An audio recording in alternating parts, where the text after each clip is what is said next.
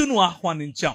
దేవునితో సంబంధాన్ని కోల్పోయిన కారణం చేత జంతువులు మన మీద తిరగబడ్డాయి, సృష్టి మన మీద తిరగబడింది, గాలి మన మీద తిరగబడింది, నీరు మన మీద తిరగబడింది, భూమి మన మీద తిరగబడింది. మనము అధికారం చేయాల్సినటువంటి ఈ ప్రపంచం మనపై అధికారం చేయటం మొదలుపెట్టింది. కారణం ఏమిటి అనంటే, అంధకార సంబంధమైన దురాత్మ సమూహములకు మనము కొమ్ము కాసేట్లుగా నిర్ణయం తీసుకున్నాం.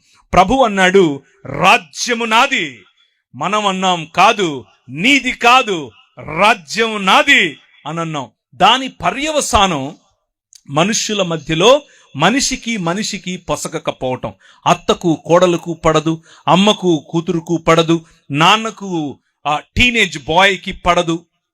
మనం ఏదో ఒక విధంగా సాటి మనిషిని, మన పొరుగువాడిని, మన ఇంట్లో ఉన్నా మన బయట ఉన్నా, మన సమాజానికి చెందిన మన సమాజానికి చెందకపోయినా, ఏదో ఒక రకంగా పొరుగువాడిని మనం దూరం పెట్టటమే నేర్చుకున్నాం. Man rejected the order. దేవుడు ఏర్పరిచినటువంటి క్రమాన్ని విస్మరించినటువంటి, క్రమాన్ని వ్యతిరేకించినటువంటి మనిషి క్రమం కోల్పోయిన కారణం చేత అక్రమస్తుడయ్యాడు. అక్రమములో బ్రతకటం నేర్చుకున్నాడు. దాని కారణంగానే సోదరుణ్ణి చంపాడు. దాని కారణంగానే పొరుగువాడి భార్యను తెచ్చుకున్నాడు.